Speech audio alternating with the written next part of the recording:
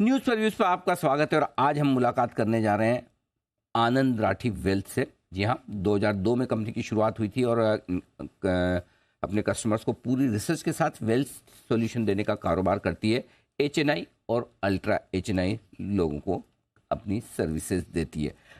आइए आपकी मुलाकात करवाते हैं। आनंद राठी ग्रुप के फाउंडर और चेयरमैन आनंद राठी साहब कार्यक्रम में हमारे साथ शामिल हो रहे हैं। गोल्ड मेडलिस्ट चार्टर्ड अकाउंटेंट हैं। 1999 में आप बीएससी के प्रेसिडेंट भी रहे हैं।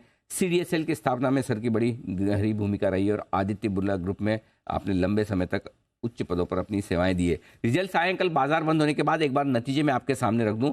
तिमाही दर तिमाही दमदार परफॉर्मेंस का सिलसिला जारी है। आय 32% बढ़कर आई है साल दर साल। कामकाजी मुनाफा भी 32% बढ़ा है। मार्जिन्स 42% के आसपास स्टेबल है।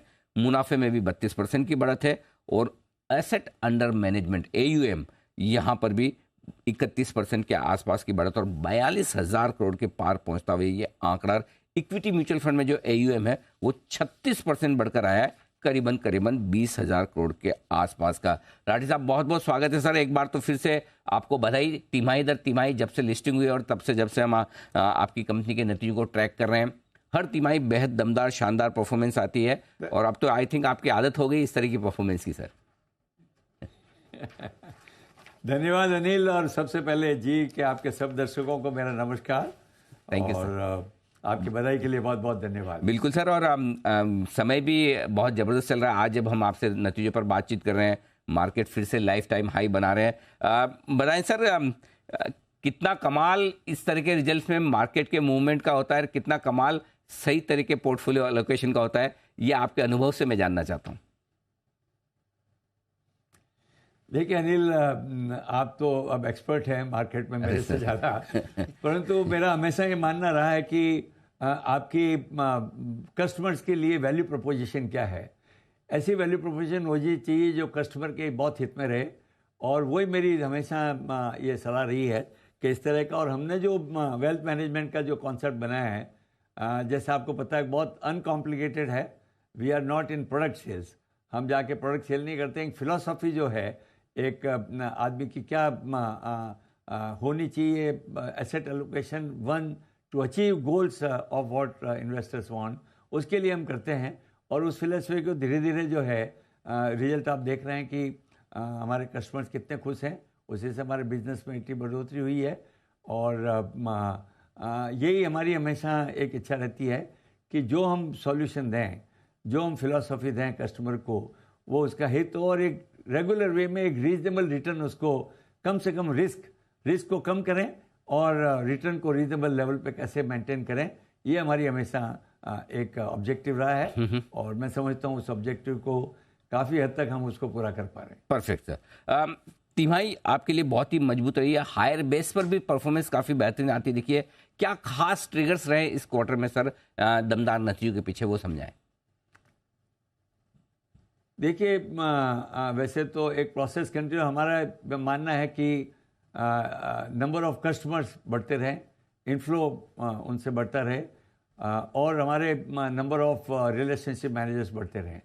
तीनों ही अकाउंट में हमारे ने प्रगति की, और एग्जिस्टिंग कस्टमर्स का हमारे वॉलेट शेयर है वो बढ़ता जा रहा है, क्योंकि इवन कस्टमर्स आर हैप्पी। और चूँकि HNI हैं, वो देखते हैं कि भाई आपकी परफॉर्मेंस कैसी है, और उस बेसिस पे ही नए कस्टमर आते हैं और पुराने कस्टमर का वॉलेट शेयर बढ़ता है। और मार्केट बड़ा है, उसका भी कुछ हिस्सा जरूर मैं कहूँगा है, क्योंकि जब मार्केट बढ़ता है तो natural revenues on mutual fund बढ़ जाती है। परंतु मेजर जो कंट्रीब्यूशन आया है वो लोगों का जो वेल्थ हमारी बढ़ी है, जैसे आपने कहा है AUM हमारी 32% बढ़ी है, उसमें मान लो 10-12% मार्केट का हिस्सा है, बाकी का जो है वो एक्चुअल जो कंट्रीब्यूशन आया है हमारे करंट्स में।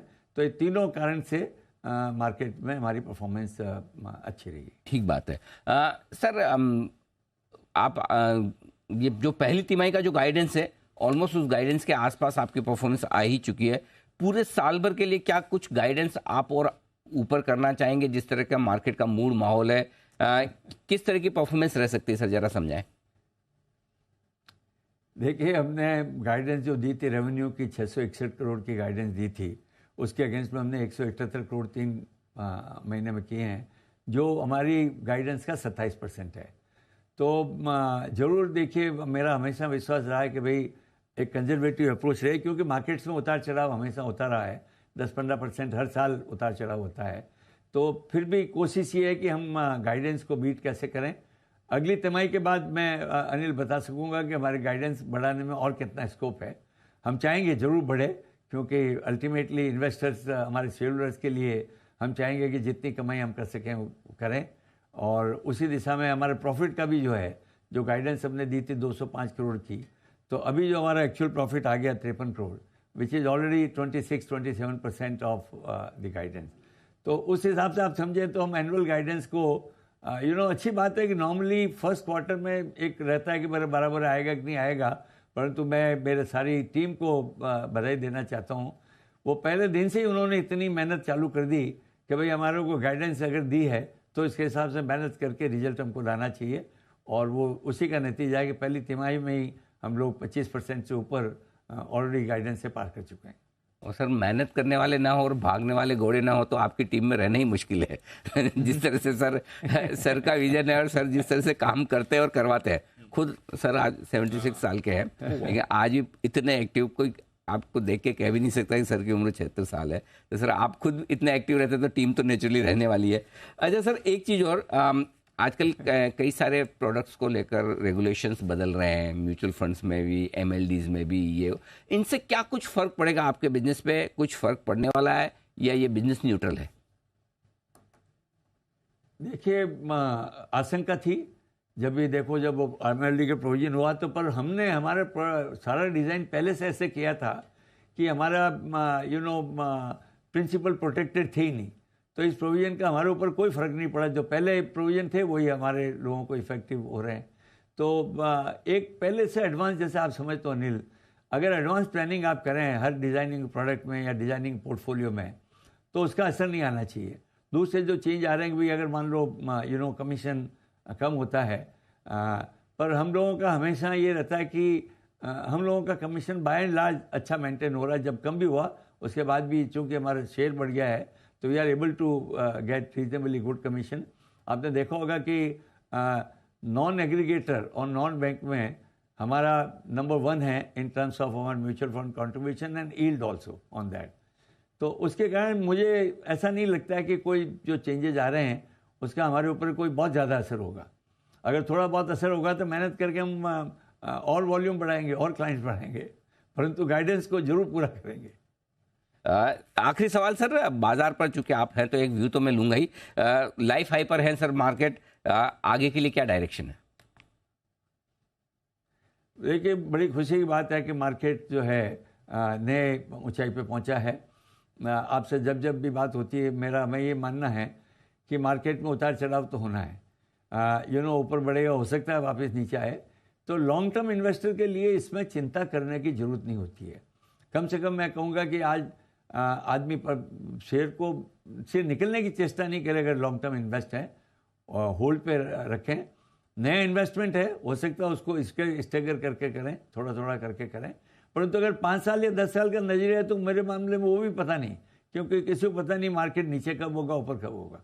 इसलिए एक रेगुलर वे में आदमी अगर इन्वेस्टमेंट करे, जैसे SIP हम देख रहे हैं, रेगुलर खराब अच्छे मार्केट में SIP में कॉन्ट्रीब्यूशन आ रहा है, तो इस तरह हर इन्वेस्टर को अपना इन्वेस्टमेंट को बराबर तरीके से करना चाहिए। मार्केट टाइमिंग जो है किसी के हाथ में अनिल होती नहीं है, और हमारे ये मानना है कि किसी के लिए संभव नहीं है मार्केट टाइमिंग करके पैसा कमाए।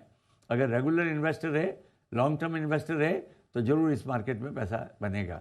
और इससे अच्छी एसेट क्लास कौन सी है आज?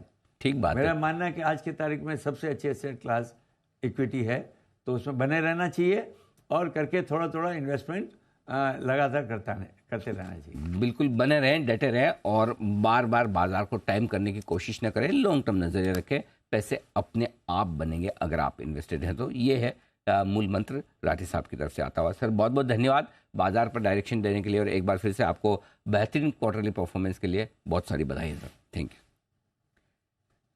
आनंद राठी साहब। धन्यवाद Anil, thank you so much. Thank you sir. Founder और मैनेजिंग डायरेक्टर आनंद राठी ग्रुप के बताते हुए अपने नतीजों के बारे में।